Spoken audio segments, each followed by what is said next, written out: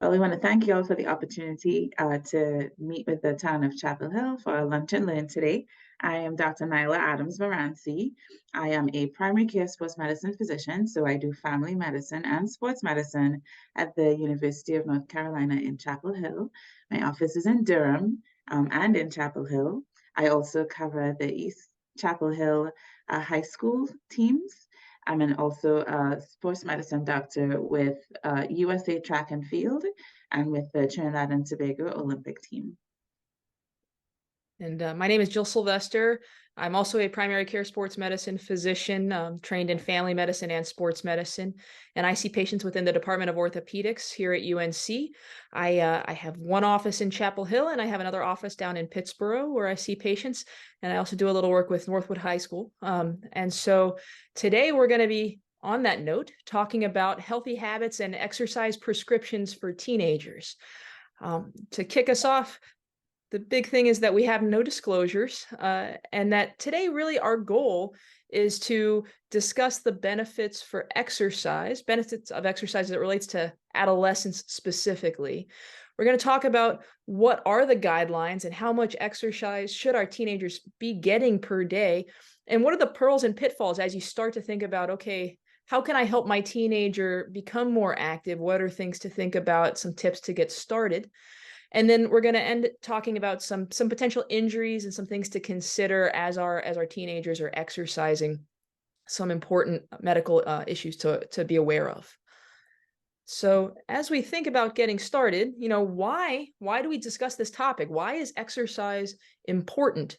And really, it really is the wonder drug. And so it's not just about cardiovascular fitness, getting strong, being able to run a mile, a 5K, a marathon. It's got much more benefit beyond that. And studies have shown that when you're exercising, your cognition, your memory, your ability to focus and concentrate gets better. It has adjunct benefits as an antidepressant effect. It helps with depression, it helps with anxiety, it improves self-esteem, it helps with sleep, both with insomnia when you're trying to go to sleep and also waking up throughout the night, and you get better sleep quality if you're exercising regularly. For our teenagers, when we're thinking about exercise, it creates a social network. And that's not just with organized sports and your teammates, but if you're at a CrossFit gym, or if you're doing martial arts and the people that you're exercising with, it creates this social group around you that then helps in so many other ways throughout life. When people are exercising, their overall pain tolerance has been found to get better. And so as you age and we get those more pains throughout life, people who are exercising regularly are able to tolerate those a little bit better and improve their overall mobility. And then, very important, it affects the risk that our teens are having as teenagers of developing certain diseases, but also it minimizes the risk of those diseases or the impact of those diseases later in life. So really harping on that disease risk modification, that we see that obesity rates go down, we see that our risk of type 2 diabetes goes down, and if people do have type 2 diabetes, that their sugar control improves with more exercise. It helps lower our cholesterol, it helps keep blood pressures in a normal range. In terms of insomnia, as I'd already mentioned, it helps with sleep quality and allowing people to get that full night's rest. And as I'd also mentioned, it is an adjunct therapy. It's not the primary therapy usually for anxiety and depression, but it can help as an adjunct, as an added benefit.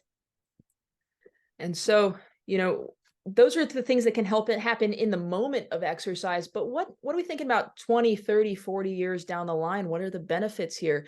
And this interesting study came out last year. And in Australia, they have this cohort of people that they've been following for 30 plus years now. In 1985, they enrolled a bunch of kids ages 7 to 15 in this study, and they looked at what are their exercise habits and their nutrition habits and a lot of other things. And then they followed them throughout their life with periodic assessments. And what they looked at is that 30 years later, The kids who were the most fit, be it cardiovascular fitness, they could run the fastest, they could lift the most, they were the most muscular fitness, what have you. 30 years later, those same people were the ones who had the better processing speeds mentally. They had better attention and they had overall a better cognitive function 30 years down the line. And it didn't matter if they were still exercising or not. The benefit was when they were children. Similarly, when we look at bone health and bone density, people who are exercising, particularly before they hit puberty, but in their younger years, if you're exercising, your bone density tends to be higher, and it tends to last at that higher level longer throughout life. And those differences, they last well beyond the time that someone stops exercising. And in specific studies, it's been like 10 years or more after an individual stops exercising that you still see that benefit as compared to sedentary peers of similar ages. So it's got benefit in the near and long term. So what's the problem? Why aren't we all doing it? Well, the problem is that only 1 in 4 of our teenagers are exercising the amount that we really are saying that they should be. And that's about an hour a day. And so when we look at girls specifically, that's about 15% of girls. And this is 2019 data. This is pre-COVID data saying 15% of girls are meeting that standard of 60 minutes of physical activity a day. And when you look at those trends between 2011 on the far left of these graphs and 2019, those numbers are going down. So we've got an issue where even though it's so beneficial, our teens are exercising less throughout the years. So what should we do? So we know the benefits, we know the problem. How do we get our teens to exercise more? And so we think about, Dr. Adams and I are doctors. We think about prescriptions. And so we don't write a prescription for the pill. We're going to write a prescription for exercise. And so what we should be doing is we should be getting our adolescents to be active for 60 minutes a day. That's going to include aerobic activity, so things that get the blood pumping, things that get your heart rate up, that get you breathing a little bit heavier, things that help with your muscles, so that are activating your muscles, working on muscle strengthening, and then things that I think about ground pounding, so things that are putting some force through the bones, and those are going to ultimately help with bone strengthening, and we'll get into these in the next slides. Most of the exercise that your teen should be getting should be through moderate to vigorous intensity, so things you can't really have a conversation through, so it's huffing and puffing a little bit, but should be focusing on that muscle and bone strengthening activity about 3 days per week each. And so when we think about that, what does that look like? Well, we think about this as like a pie chart. Well, we've got our 3 components here. And so our aerobic exercise, think about your running, your swimming, your basketball, your soccer, your track and field, your rugby, things that are going to get your heart rate up, that are going to work your cardiovascular fitness. That can be unstructured play, that can be dancing. Really anything, the sky's the limit. For those 3 days a week that we want muscle strengthening, the goal is to either have it through structured activities, so like a weightlifting, if they take weightlifting class in school, or going to the gym after school, through resistance band exercises. But this can also be through unstructured play, climbing trees, playing on playground equipment, tug of war, parkour, what have you. You just want to make sure that you're taxing the muscles. And then bone strengthening is interesting because it's kind of a combination of the other two, maybe more of a Venn diagram than a pie chart. And it's things that are going to put force through the bones. And so you think about running, that ground pounding activity, jumping rope, playing basketball or tennis or some volleyball. It can be aerobic, it can be muscle strengthening. You're getting, more bang for your buck combining these types of exercises. And so, that's our goal, is 60 minutes a day. And so when I'm seeing adolescents in my clinic, one of the questions is like, well, what exercise is best? What should I be doing? And the answer is, what do you want to do? What are the things that will get you moving? What's something that you can commit to that you'll enjoy? And so that can be walking or running, that can be dancing, that can be going for hikes, that can be organized sports, or it can be individualized activities. Really, the sky's the limit, but exploring like what are the things that you'll be able to commit to doing, and what are the things that are going to give you joy in life.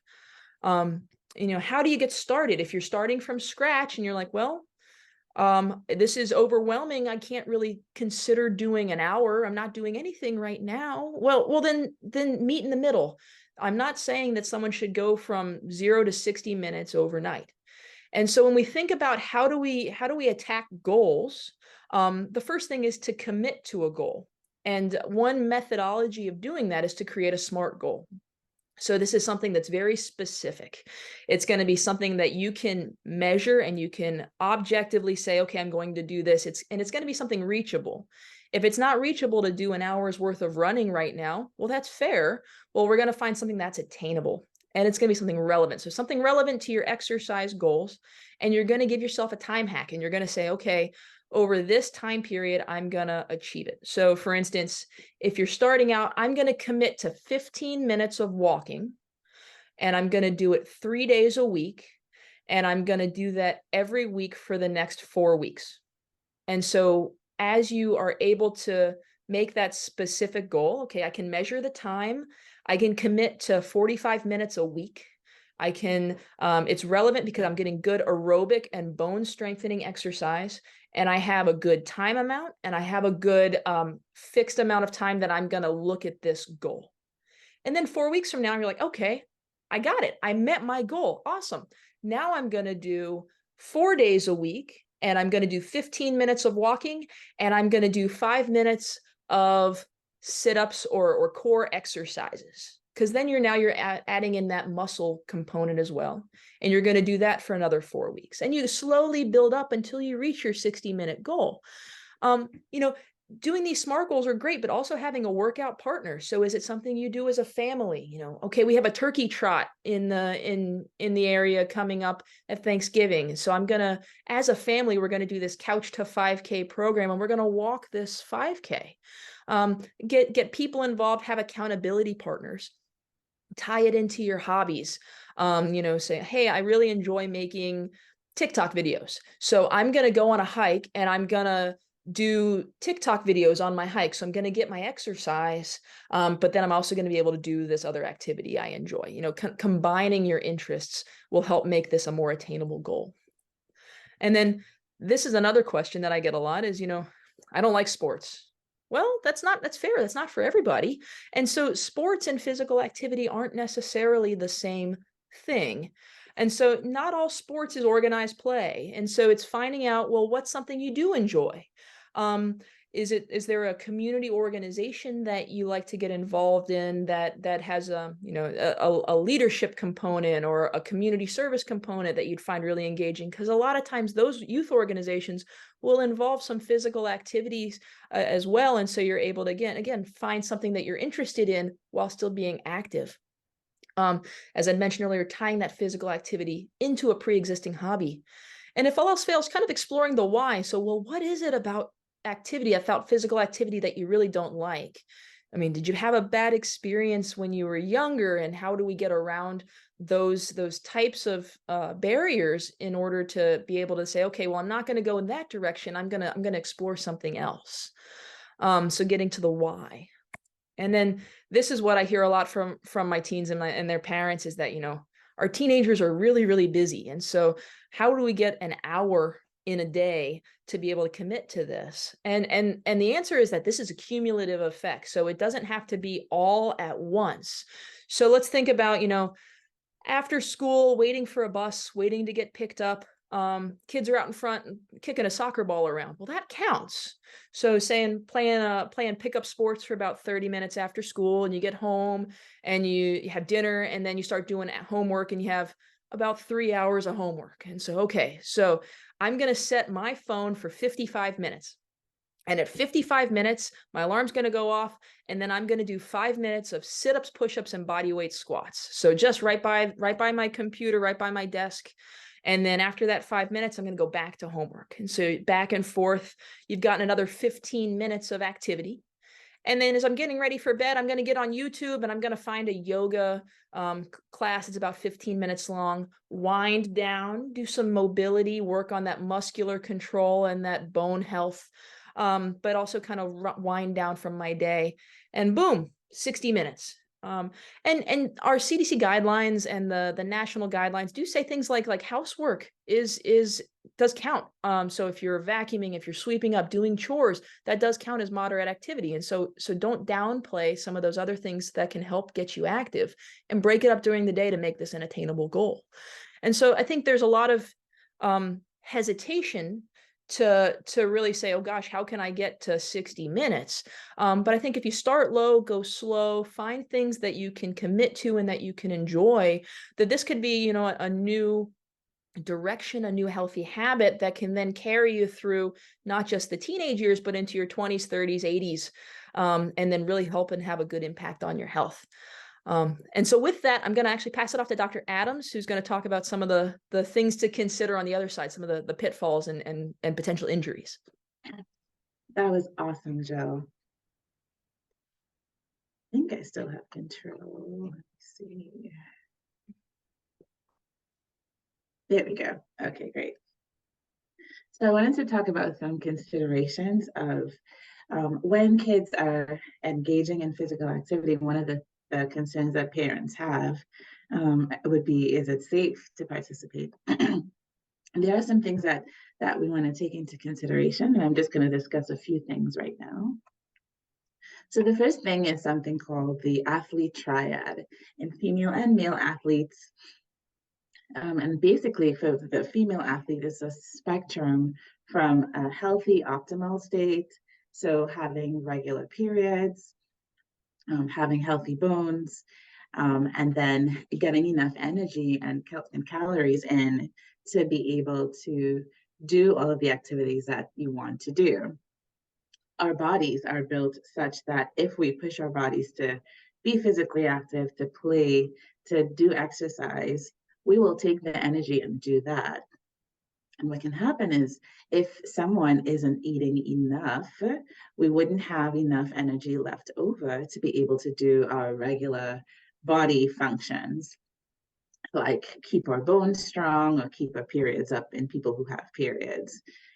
And so over the past several decades, they've noticed that in athletes who don't have a period regularly, are more inclined to having bone injuries like shin splints and stress fractures. And then they can also long-term lead to osteoporosis, which is a very low bone strength when they get older, as well as trouble with fertility because they don't have their regular periods.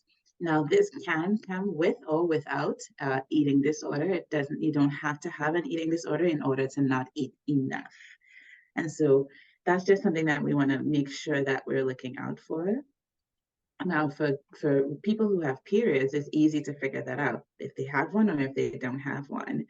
But in people who don't have periods, this can also happen. You can also not eat enough to meet what those activities need. And this is a little bit difficult sometimes, but not impossible.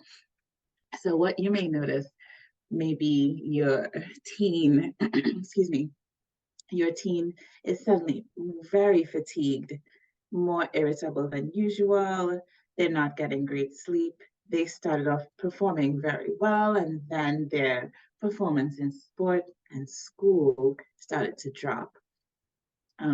And so various other things, they may complain of stomach pains and headaches, and they just aren't their usual selves. So especially if you have a teenager who is in several different sports all the time, just ensure that they're getting enough calories in to meet those demands. It can affect anyone, but more so research has shown that it tends to affect those in sports that are aesthetic, so what you look like, and in particular, how much you weigh, what your physique is like. Preferring a smaller, lighter, slender physique, they tend to be more at risk for this. Also in sports that do weight cycling, like boxing and wrestling, so they have to lose weight to get into a particular class to be able to compete. Those tend to also be at risk for this. So just things to look out for. These are all fantastic activities to be in. We just want to have that conversation to ensure and monitor, just to ensure that we're eating enough to support what we do. And if you do notice this in one of your teenagers, if this sounds like one of your teenagers, you can easily reach out to us or reach out to your primary care provider to start a conversation about what to do next. So ACL injuries. So the anterior cruciate ligament is one of the straps inside of our knee, one of the ligaments in the knee that helps keep it steady when we move. And girls are more at risk for injuring their ACLs or ACL tear. You may hear that in the media and the news a lot. So girls are more at risk, 1.5 times more likely to tear their ACL than boys are. That risk goes up to 10% if they are participating in more than one sport, which a lot of our teenagers do. And then more so in competition than during practice, because it's more high stakes, there's more adrenaline going. People tend to be more aggressive during competition, and so they're more at risk for ACL injuries at that time. So what do? There are prevention programs. So there are things called PTPs, prevention treatment plans. So if your teen is interested in playing a sport, especially a sport with a lot of stopping and twisting and turning, like gymnastics, like soccer, like cheerleading, like football, right? You want to ask that school's athletic trainer if they have a prevention treatment plan to prevent knee injuries like an ACL injury.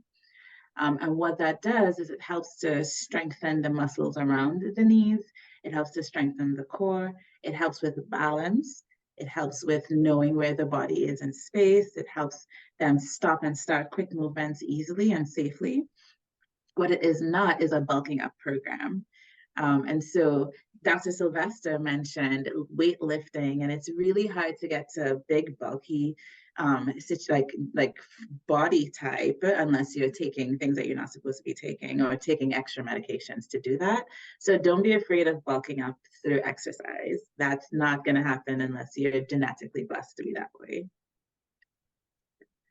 And we can also check for someone's strength and motion and how they function even before anything happens. So before you start sports, there's something called a Biodex that can do that type of testing so that if they do get injured and they're in a rehabilitation program to get them back to sports, this is one of the ways that we can use science to help them get there safely. So the final thing I wanted to talk about is essential equipment. We have to protect ourselves when we're in sports. And so for soccer, they have shin pads. For lacrosse, and football, they have helmets. We have mouth guards. For basketball, they have knee pads. For volleyball. But don't forget, for people with breasts, you could see next slide. For people with breasts, sports bras. Sports bras are very, very important. They help to protect the breast during high impact activity that could prevent breast pain, excessive breast movement. In some extreme cases, it prevents damage to the breasts, right? But exercise itself does not do that. If you have proper support for the breast, everything is much better that way. So having a properly fitting sports bra, gym bra is essential to provide that support needed to be able to be physically active. Research has shown that teenagers, this time is actually the time when a lot of teenagers start to quit sports because of their body changes, including breast development, because they could feel self-conscious. I mentioned the excessive movement, and they just don't feel comfortable understanding how their natural bodies work. And so it's important to be able to get the support that they need. And one of the things that we can do is to have a properly fitting sports bra. All right, so in summary, healthy periods equal healthy bones and bodies. We have programs available that could prevent knee injuries before they even happen. So be sure to talk to the athletic trainers in the schools about that.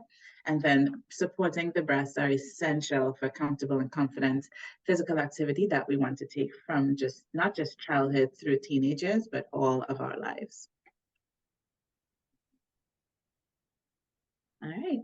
And so this was one of the programs that I did where we donated sports bras to a high school where I'm from in Trinidad and Tobago. And it was just a really great day. And so Dr. Sylvester and I are part of the leadership team with the Women's Health Program in the Sports Medicine Institute here at UNC. And we dedicate our time to investing in girls and women in sports and physical activity through the lifespan, keeping everyone active and encouraging others to be active if they aren't already. And that's it. Just want to say thank you to the town of Chapel Hill for inviting us to come speak today. And if you have any questions, please don't hesitate to reach out to us here at the SMI, and we look forward to chatting with you all in the future. Thank you so much for your time. Have a great day. All right. And I will hit stop record. Maybe possibly. Or